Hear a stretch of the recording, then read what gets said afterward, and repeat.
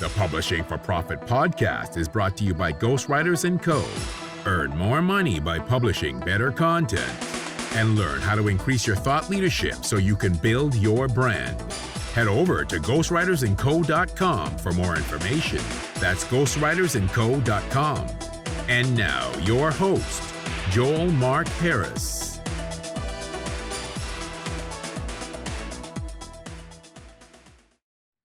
Hello, this is Joel Mark Harris, and we are on the Publishing for Profit podcast. Today, we talk to a very special guest, Justin Booth of Doc Visual Media. He runs a film production company that specializes in creating videos for small businesses.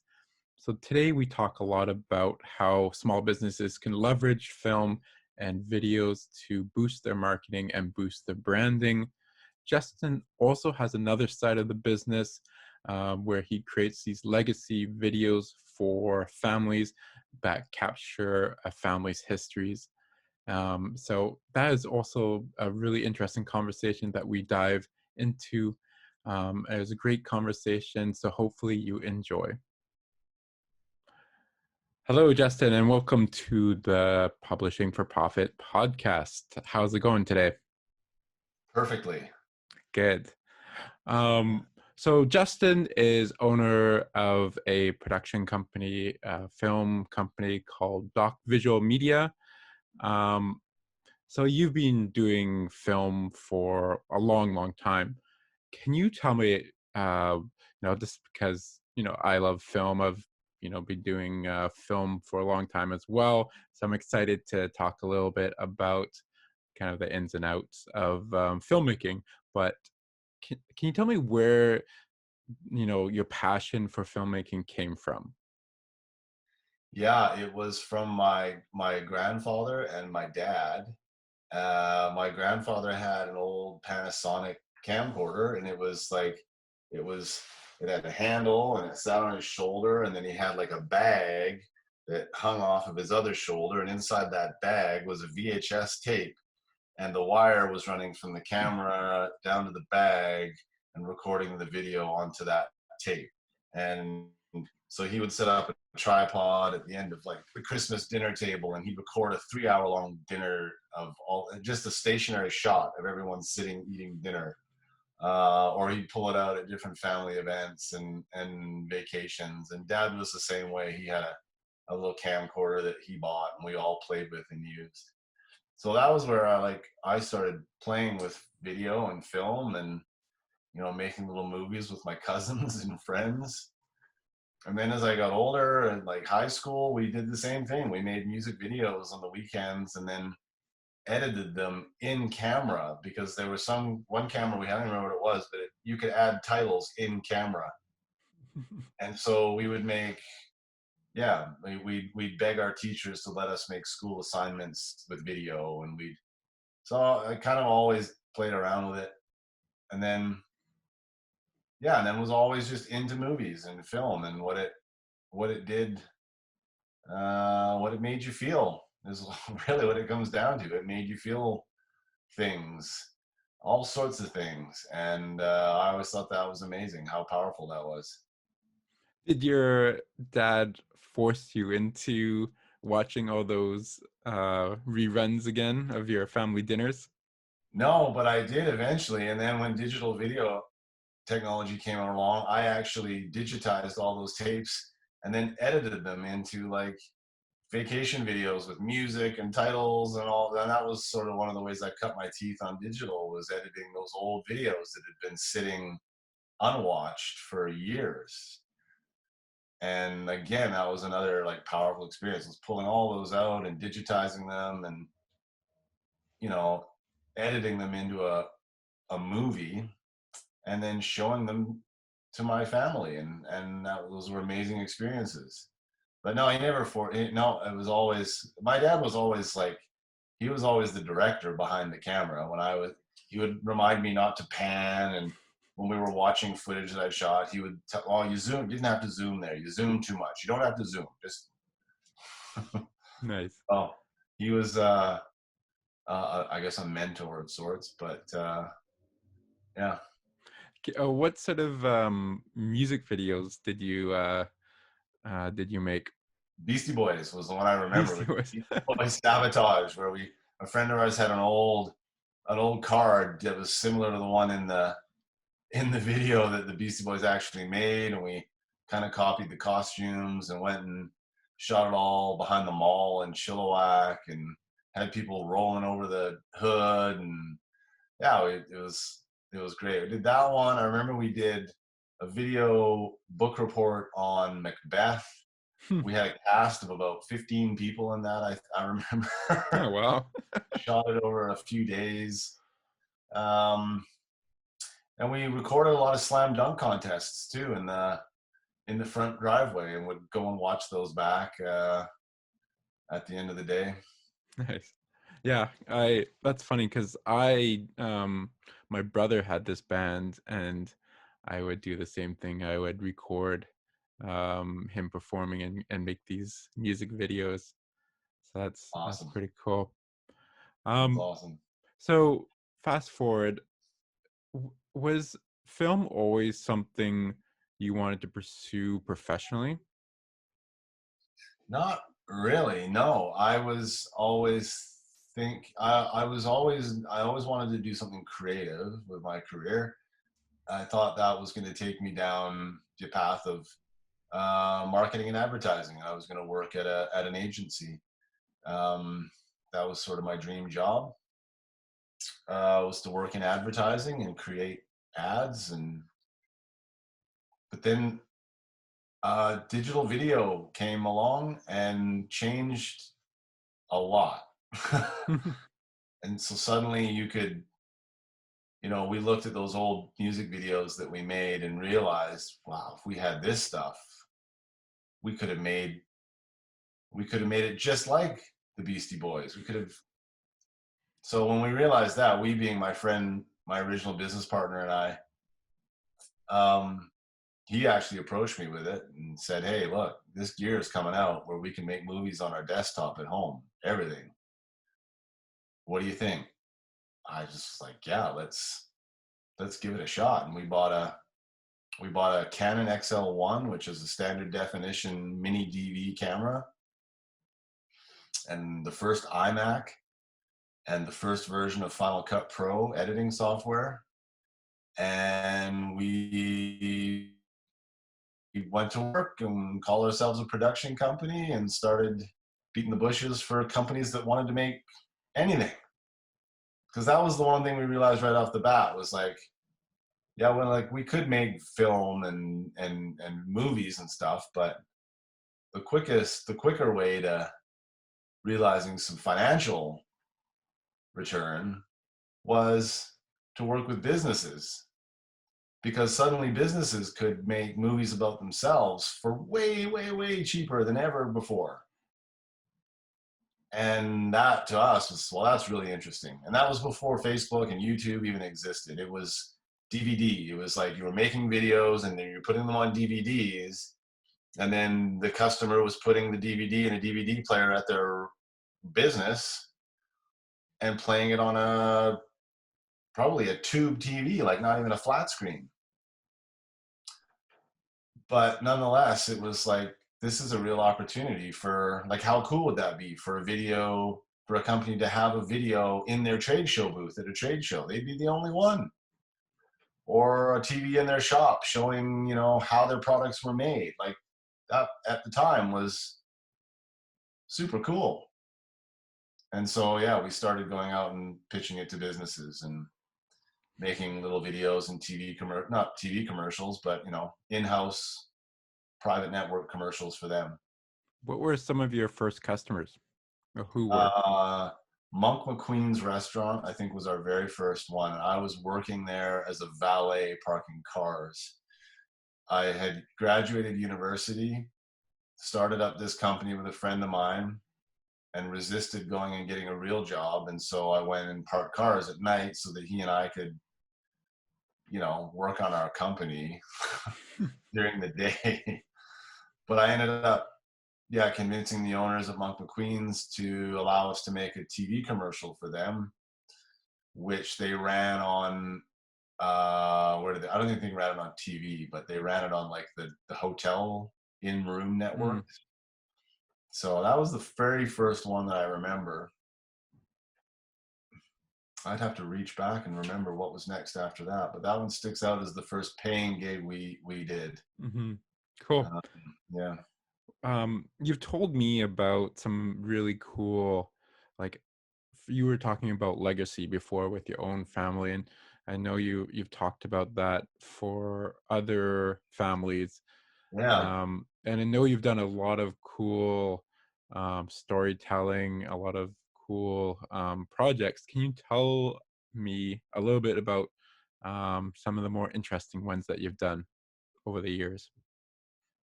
Yeah, we had a great contract with BC Tourism for a while. It was before the Olympics here in Vancouver. And so the tourism organizations were looking to promote the area in advance of the Olympics. And one of the strategies was to have a pavilion at I think it was at the Beijing Summer Olympics.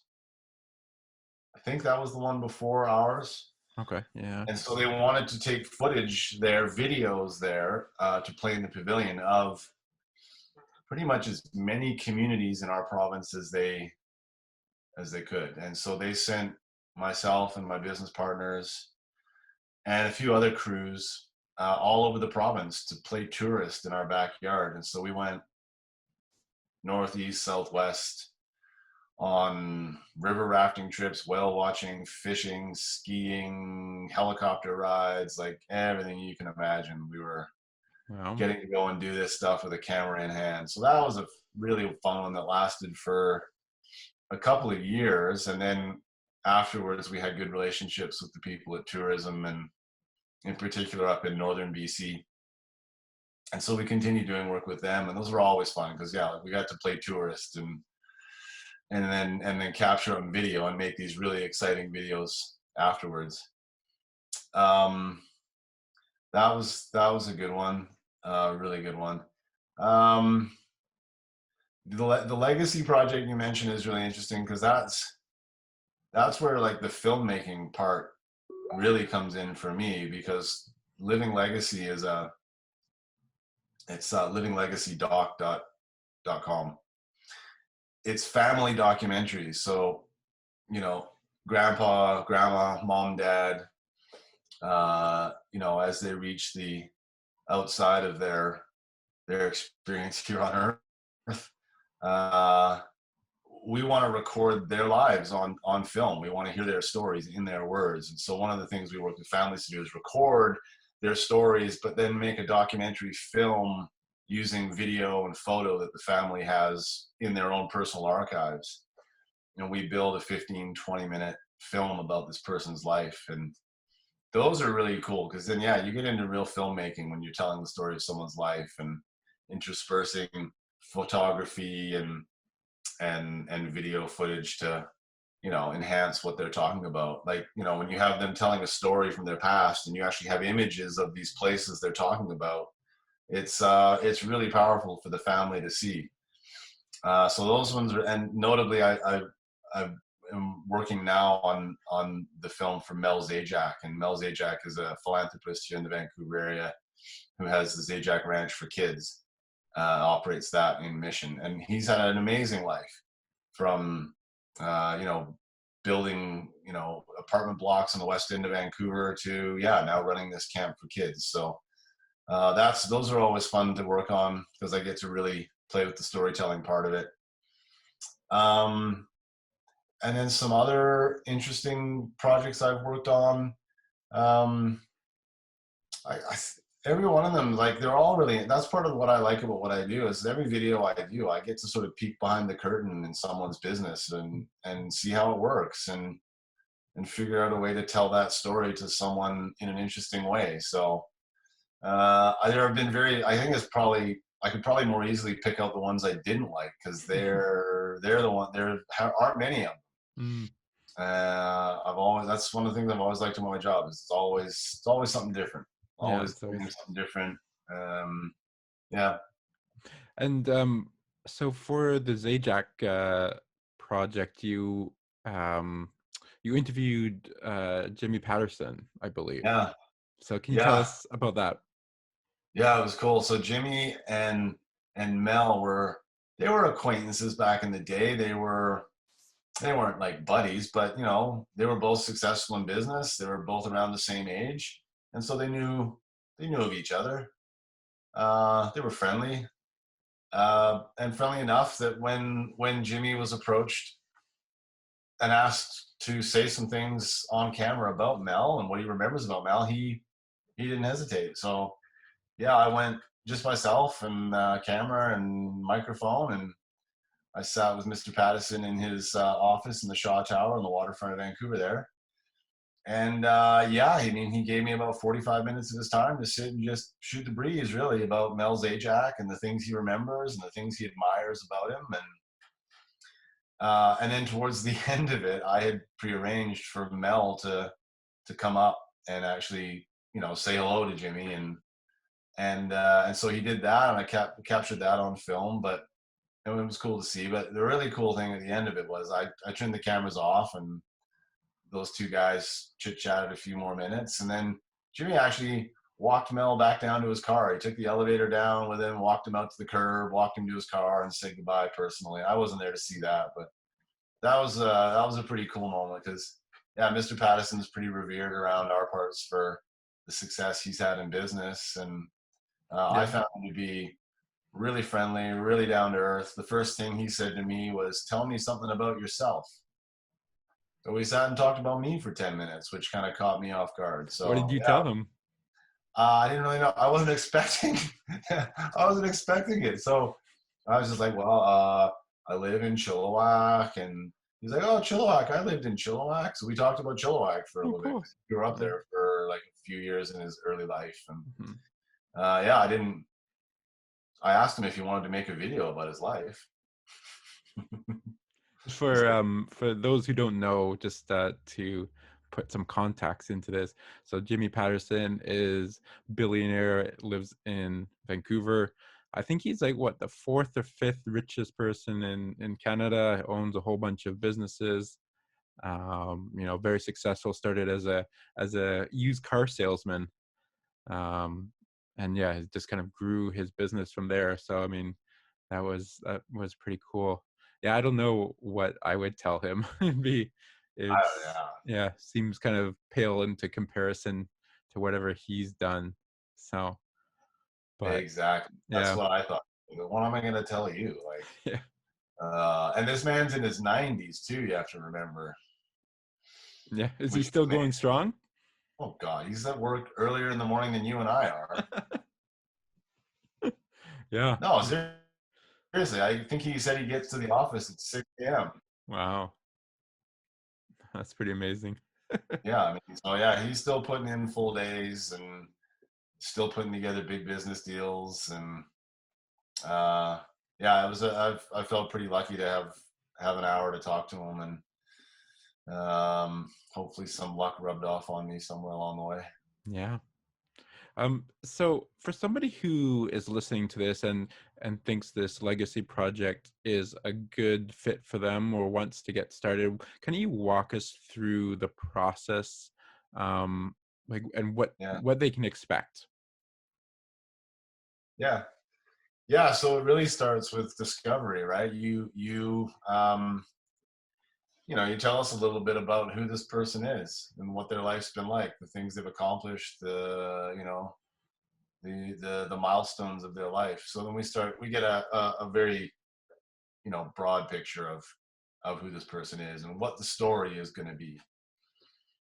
And then we start collecting materials. So we get the family start collecting photography and video and in whatever format it is, because we have the ability to digitize anything. So sometimes we'll get tapes, sometimes we'll get discs, sometimes we'll get photo albums.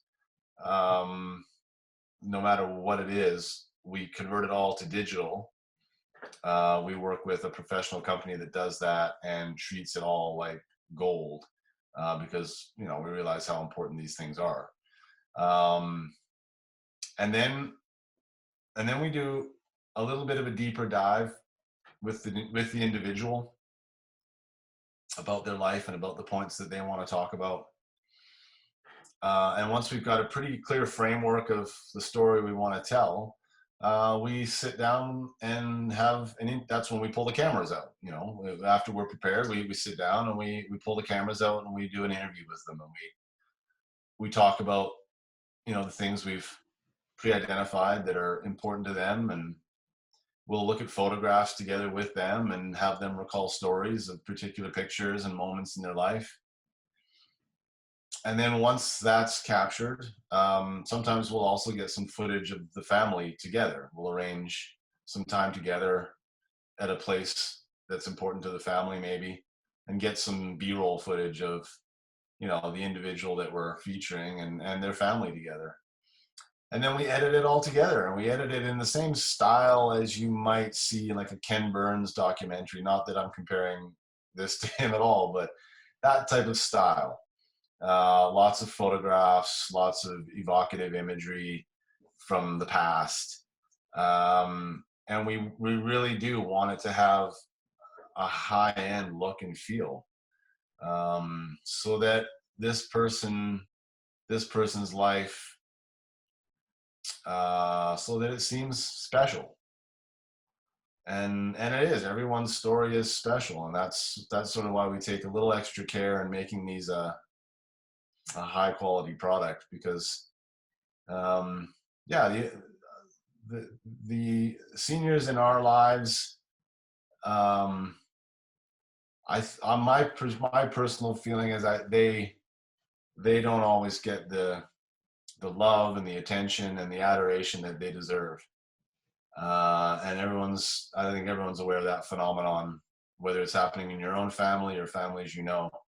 And this is a way to let that person know that, you know, we really, really care about you, and we care about the life you lived, and we want to honor that life you've lived. The really key part of it, though, is that you get to explore this person's life with them while they're here. And too often these memorial videos are put together after the fact. And so we think the power of being able to listen to your grandfather or your father's story in his own words, and then sit there with him and talk about that life, is a really powerful experience. And so that's what we're trying to recreate for people, is, you know, the ability to connect with their loved ones in a way that's meaningful for everyone and lets that person know how valued and treasured they are. Cool. That's, yeah, I think you're right that we don't treasure the seniors enough in our society. I think that with what's happening with COVID-19, with, you know, a lot of senior care centers are kind of hot spots for the virus and the disease. I've read a couple articles about how um, we have not been doing a good enough job with these senior care centers, um, and we've, you know, as a society, we have um, not been doing a very good job of taking care of them. So I think, um, if anything that comes out of this virus, hopefully it's going to be that, you know, that the um, the lives of, you know, our grandparents are very important and very special, and hopefully that we will recognize that. And I think that these videos are a part of that, and it seems like, you know, doing that will also enhance, you know, like you said, enhance the whole experience um of, you know, of your father or your grandfather, whoever it is, of people who've come before you. Yeah, I mean, yeah, that's the hope. And we're all doing what we're doing now, you know, staying home, really to protect them, to Hmm. protect the most vulnerable people in our society, the most immunocompromised people in our society. And that, you know, happens to be the senior citizens, our mothers and our fathers and our grandparents. And so if that hasn't been driven home already, that, that we really do value their lives. I think that is being driven home right now. And that's Yeah. the reason I'm staying home. That's the reason we didn't go visit my parents at spring break was, I love them too much to risk their safety. Mm-hmm. So yeah, we're gonna all come out of this, I hope, with uh, a real appreciation for the ones that we love in our lives. And I know I, for one, am going to be working harder to spend more time with them. Yeah. Um, all right. So switching gears a little bit. I mean, we've talked a little bit about technology, about how far, cameras, camcorders have come, I guess, since you were growing up. How do you see the future of like basically what you do, film productions, Yeah. and video? Yeah, we all have video cameras in our pockets. And I think as time goes on, more people will start flicking their thumb and turning the video camera on and capturing more video.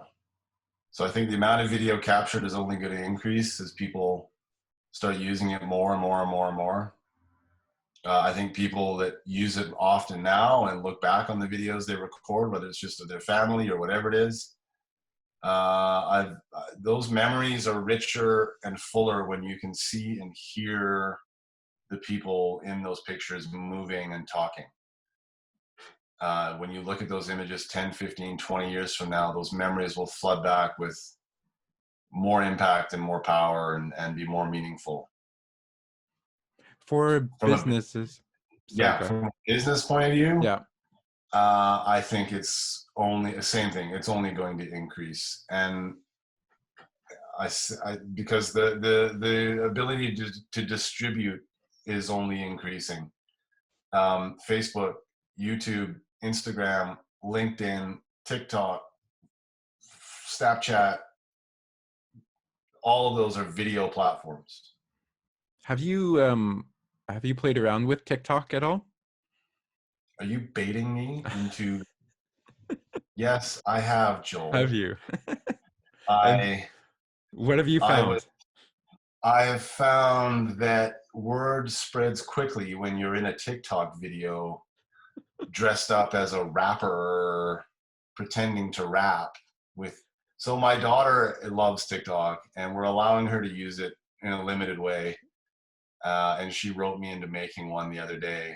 And I heard from a friend in Australia who was like, "Hey, I saw your TikTok, mate. It was hilarious." You have to send me that video. Yeah, I'm sure I'll be in more. But yeah, I mean, there's so many ways to distribute video now. And then on top of that, there's so many ways to target audiences for businesses to get their business message really want to buy their stuff. That power is only growing. And so I see, so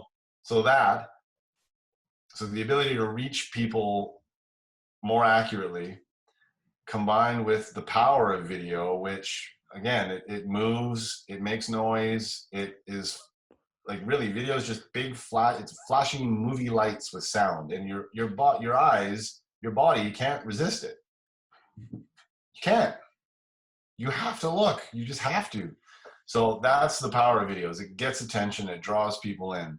So when you combine that power with a really, really specific, targeted, strategic message, and you can put that strategic, targeted message in front of the person it's intended for, you have a very powerful tool for business to coerce people into working with you.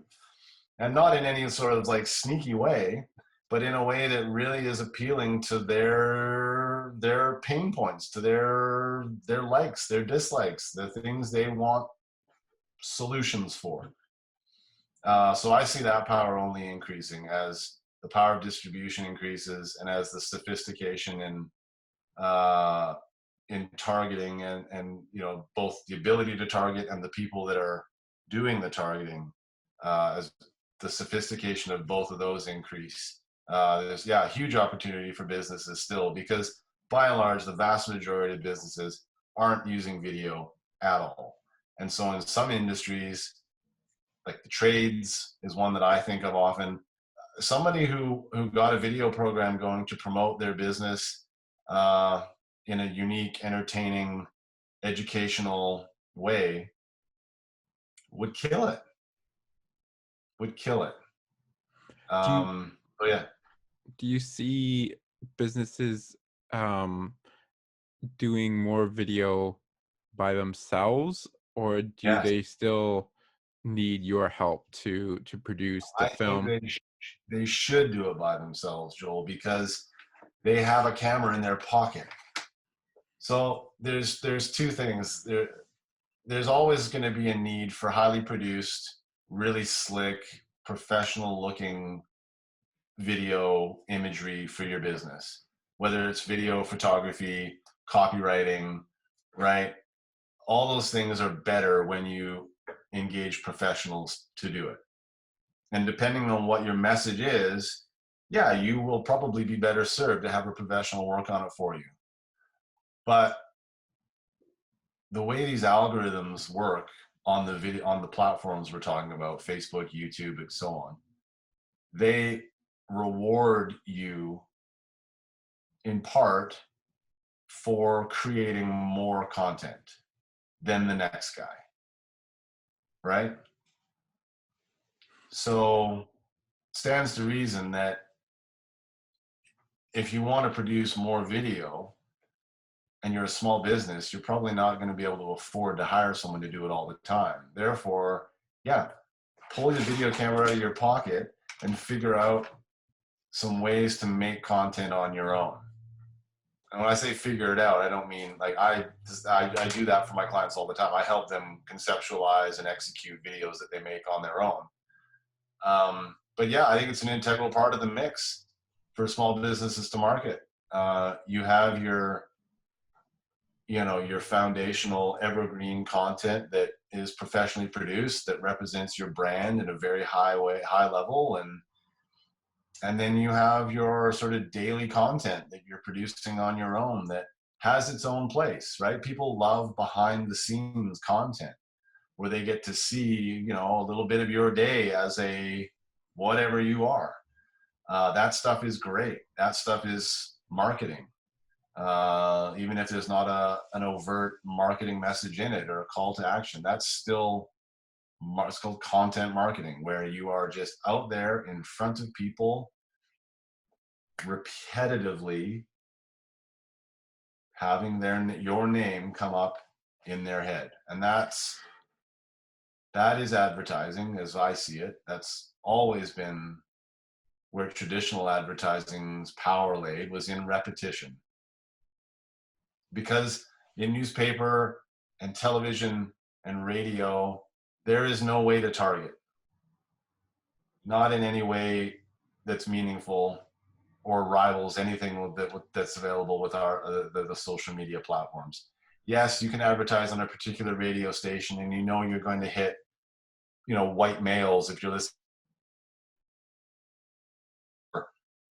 another demographic if you're listening to soft, whatever, easy listening music. And different publications will give you access to different types of audiences. But really, they all rely on what I think is repetition. Just getting that message in front of an audience over and over and over again until, they need what you're selling, or they've seen it enough that they decide to give it a try and switch from whatever brand they're using now. Mm-hmm. Um, I think yeah. familiarity is also a big thing when they actually see, your face, and they feel that they know you a little bit.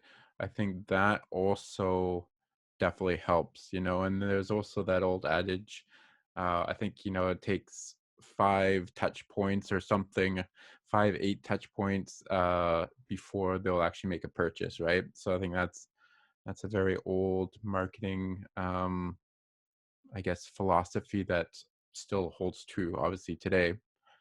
Um, Yeah, in a way, but it's laid out differently now though, because pardon me, because you can be far more strategic, and you can instead of just creating one radio ad or one TV ad that you just play over and over again, you can create different pieces of content now, whether it's with video or a combination of video and photography and writing. You can put together a journey for a customer. And if you dig deep enough with a client and find out what their customer journey already is, you can recreate that for them. You know, like what you said, like part of a customer journey in any business is getting to know the people within the business and feeling like you have some sort of common value with them, right? And that's the power of video, is you can record messages with employees and or owners or customers, and help a potential customer really get a feel for the type of person you are, which is, yeah, that's an important factor in them deciding to do business with you. In addition to, knowing that you're an expert in what you're selling and that the quality of the product you're selling is good, they also want to know that you're a good person and that they could have a beer with you, or they could have a cup of coffee with you. Because let's face it, not everyone works together. So um, I think that's an important part of the customer journey that video really, really lets you accomplish, is letting a potential customer get to know who you are on a more personal level. so for a business that is listening and say, okay, I want to try it. I know it's, especially it's important now where we are limited with actual like face-to-face interactions. I think video is a million times more important. Um, so how you mentioned behind the scenes, is there any way, any other thing that a business can do um, where they can just get started, and how should they think about it? It's right in front of us. Zoom or something like it. This is an easy way to record a conversation with someone who has just done business with you and had a great experience. And business owners can reach out to those people and say, hey, would you mind providing a testimonial for me about the experience you had with my business? Would you mind jumping on a Zoom call with me for 5 minutes? And I'm going to ask you 3 questions. And I'd just like you to tell me, what your problem was before we met, how I helped solve your problem, and what the experience was like working with me, or some variation of that. And you can record that, and you can have a customer testimonial finished, ready to upload to all your social media channels in less than 10 minutes. Because the file that this software spits out the other end, once we're finished this conversation, I don't have to do anything to it. I don't have to edit it if I don't want to. I can upload it right to social media. And the power of a customer testimonial, even though it's the easiest thing to do, and it makes me virtually no money as a business, it's the most powerful sometimes. Because as someone who's potentially going to do business with someone, why do I want to take their word for it that they're great to work with? I'd rather take someone's word for it that has worked with them, who will give me an impartial impression of what it was like. And the word authentic is so like overused right now, but they're authentic. Like, that's a real customer telling you about a real experience. And people on the other end of the camera can sense that. They know that it's not a coach or it's a real person talking about their real experience. So I think that's one great way for people to start, is to either use technology like this or ask that person if they can record a testimonial on their phone. It's not a COVID cough. Another way, I think, is, yeah, if your business has a unique process that customers don't typically get to see, I think of your business, the brainstorming sessions that you and your crew have sometimes, an auto body shop, what goes on back there? I don't know. What goes on? A screen printing shop, guy that makes t-shirts and puts logos on t-shirts. How does that happen? I'm curious to see that. And if some guy, if I was getting ready to buy 10,000 t-shirts and some guy that owns a print shop put a video up of, here's me pumping out 20,000 t-shirts, and they don't have to explain the whole process to me, but it'd be fascinating for me to see some of the machinery at work and hear this person talk about it. And through that experience of watching that video, I'm going to be left with an impression of that person and their business. And, so that's another good way for people to get started, is to, think about, well, what does my customer not see in my business that they might be interested to see? Those are a couple things. I think, I think you really hit the nail on the head there, because a lot of businesses, I think they struggle with, what do I film? What do I talk about? And for me, there's always something fascinating about each business.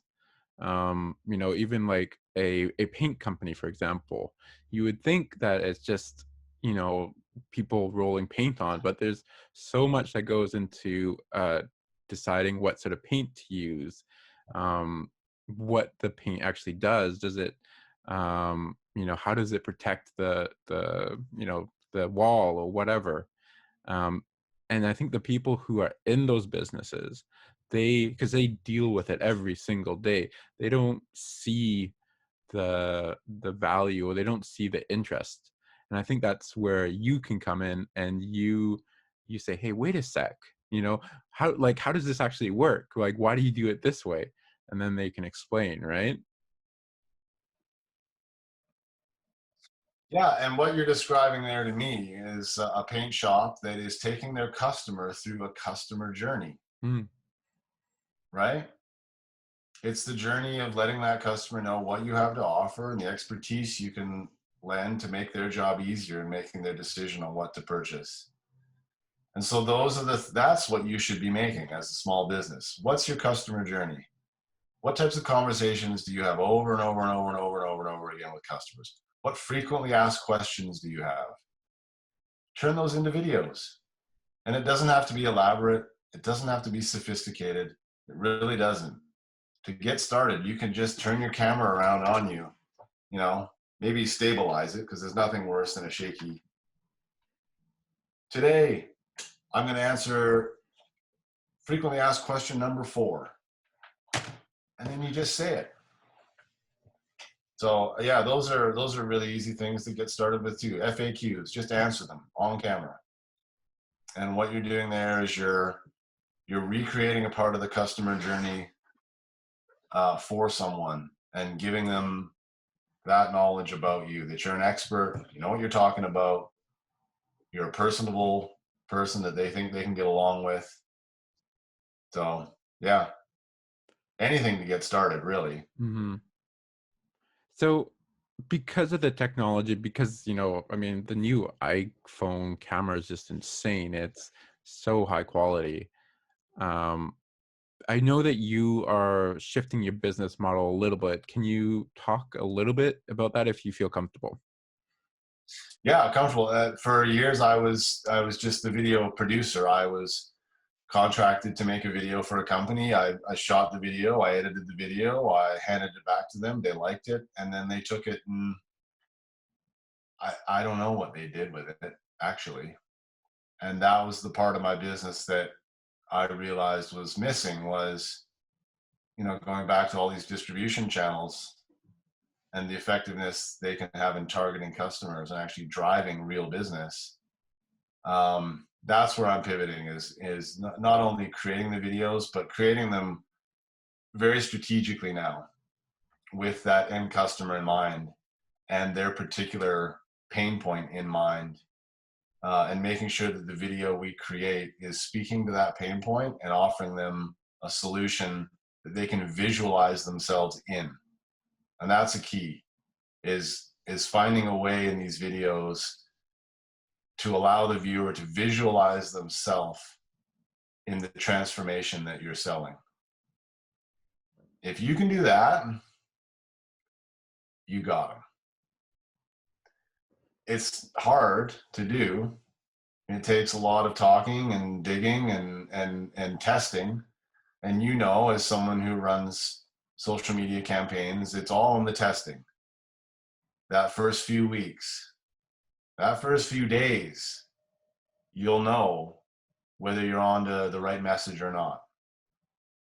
And when you're on the right message, I believe it means because they are having, you know, sort of a, I wouldn't say an out of body experience, but definitely like a, I don't know, not a spiritual experience either, but a transformative experience where, you know, they realize that what you're offering would make their life better. And they can picture in their head how their life would be better if they got your product or service. And so the excitement that creates in us, the chemicals that it releases to make us feel good and excited and want to know more, that's what you're trying to do as a marketer who's advertising for businesses through social media, is create those experiences for people.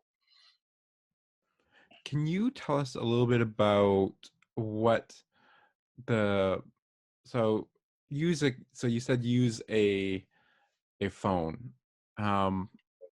Should somebody be concerned about lighting and sound, and what tips can you give to a business to improve the quality of their video? Yeah, 4 steps: light, sound, stabilize, background. Light, make sure the light is in front of your face, pointing to your face, not behind you, pointing at the camera.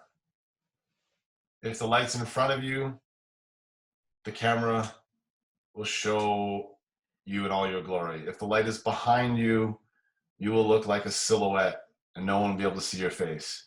So that's light. The light needs to be in front of you. Sound. Sound makes up a huge part of the experience. In fact, there are a lot of people, and I would probably be one of them, that says that bad sound will make a beautiful video complete shit.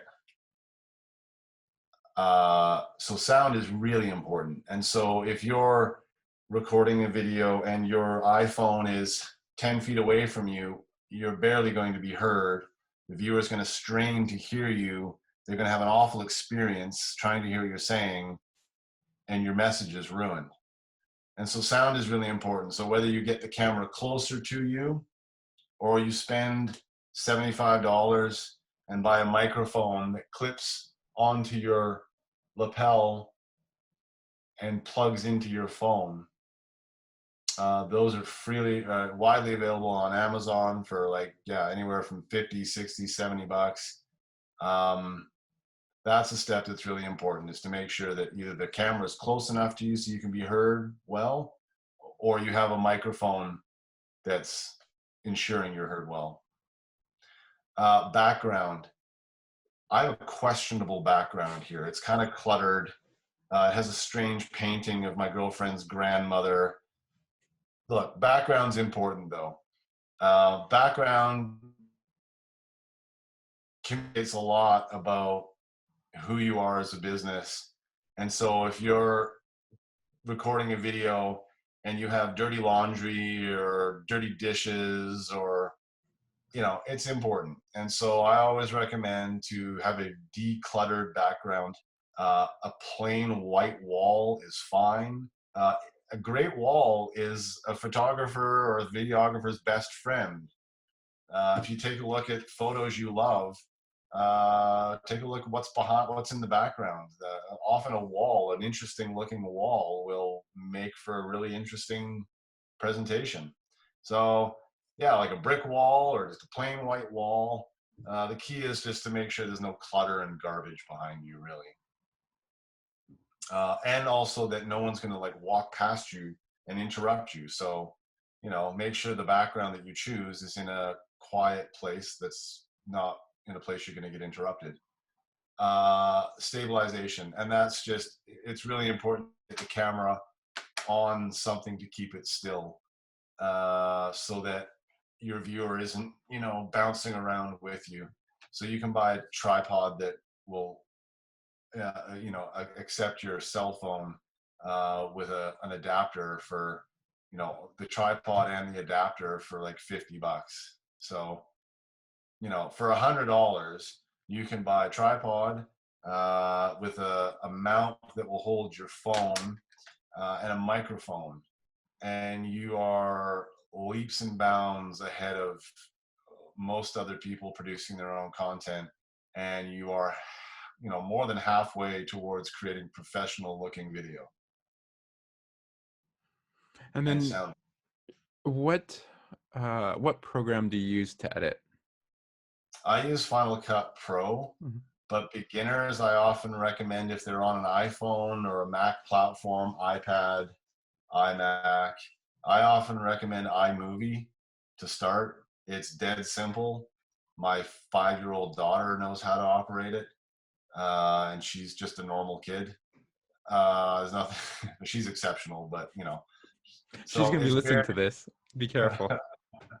it's very accessible, very easy to use, very limited in what it allows you to do creatively, but you have all the basic functions of editing in a non-linear way, meaning you can move chunks of video around on a timeline, um, and you can add transitions like cross dissolves.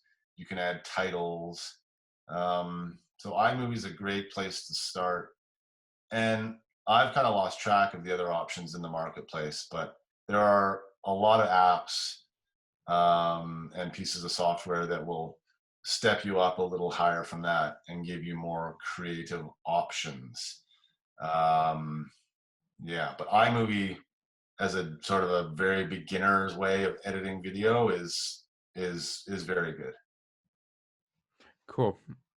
So lastly, kind of going on another topic is, but I try and ask this to all my guests. What is there a particular book, person, or maybe I know we talk a lot about podcasts, but what is there a piece of content out there, or person that has really been very influential in your life? Yeah, I mean, apart from the people actually in my life, family, friends, and whatnot, I was always really inspired by David Letterman. Really? So Okay. he's always inspired my sense of humor, and my outlook on life in some ways. I was a faithful David Letterman viewer back in the day. I still have VHS tapes where I recorded episodes, and I dig in every now and then on the web and find clips. So he's been an inspiration for me, strangely. Um, a podcast I love listening to. It's definitely my favorite podcast. Is How I Built This, and it's on NPR. You can get it on every podcast platform available. But How I Built This is the stories of success and failure of some of the biggest brands in the world, and the story is told by the owner. This isn't an executive representing the company. This is the owner, and they talk about how that business came to be, and they focus a lot on the early days and the trials and tribulations that they went through, the times they knew for sure they weren't going to make it. This was the end, and then they came out the other side by some stroke of luck, or in most cases it's not luck, it's persistence. I find I think that's a really, really inspirational podcast for small business owners, because without fail, every one of these stories, and trust me, they are all huge brands. Every one of those stories starts off in a way that each one of us can relate to. Struggling to make payroll, struggling to keep up with the competition. So I've always found that I go and listen to an episode just at random if I need a little pick me up in my motivation. So highly recommend that one, How I Built This, because we're all trying to build something. Yeah, you introduced that to me, and I agree. Fantastic podcast. Is there any lessons that you can think of that particularly stand out? Lessons that I've learned in life, just like in general. Yeah, from the podcast. Oh, from that podcast. Yeah. Persistence. Yeah, persistence in the face of certain doom. Yeah, I mean, that's the thing that rings through to me every time I listen to that, is the persistence, is the failure to believe that failure was an option. A strongly held belief in yourself. And I've always, I don't know, I mean, I have had varying success in my career. One thing that's never varied is my belief in myself and my ability to come out of whatever challenge I'm in. And so, yeah, I think that podcast has helped reinforce that in me often, where, if I can hear a story from someone who runs a business that I admire, and I can hear them talking about times in their life when they feel exactly like I felt, then yeah, that's all I need to feel motivated that, hey, this too shall pass. And if I keep my head down and keep working hard and keep my eyes open for opportunity and keep my mind set towards possibility and abundance, that I'll find those things. I think one of the episodes that really struck me was the owner of Southwest Airlines, I want to say Herb somebody, but how it took him like decades. I think he worked as a lawyer in a law firm, and he would basically do Southwest Airlines on the side for like years and years. And finally, like, he was able to, I think he actually wanted to stay on in the law firm, but the board said, no, you got to quit. And so he finally quit and did the airline full time. But I agree with you, because they're all like huge, like they're all huge companies that we all know, like obviously Starbucks, Southwest, what's some other ones, I think Spanx is on there, the yes, 5-hour energy drink. I listened to the Casey Neistat one last night, actually, which is Casey Neistat's a very successful YouTube personality. Yeah, but like that, the one thing that, like, every story is, invariably there's like this moment in their journey where they thought it was all going to end and they were never gonna, this was just never going to work. And yeah, it just reminds me that, like, there's still lots of time left on this journey that we're on. You and I are about the same age, and I mean, yeah, it would have been great to have overnight success. It would have been great to have had success, strike like lightning. But those stories on that podcast are not struck success. They are, I ground that out. I grinded that out. And I fought off all that fear and all that uncertainty and doubt and made it. And then eventually what happens in these stories, because these are big businesses, these people, they often lose control of it. And then that's the other part of the story, is like letting go of that thing you created and letting it, prosper on its own for its own good. So that's another interesting perspective to realize that, yeah, eventually you do have to loosen the reins and let the team and the creation you've created do the thing you've created it to do. I think that's such valuable advice, especially, because we were talking about fear before we started, and the tough times that everybody's going through. I think I need to re-listen to some of those episodes for sure. It'll give you a kick in the butt. Yeah, that's for sure. Mm-hmm.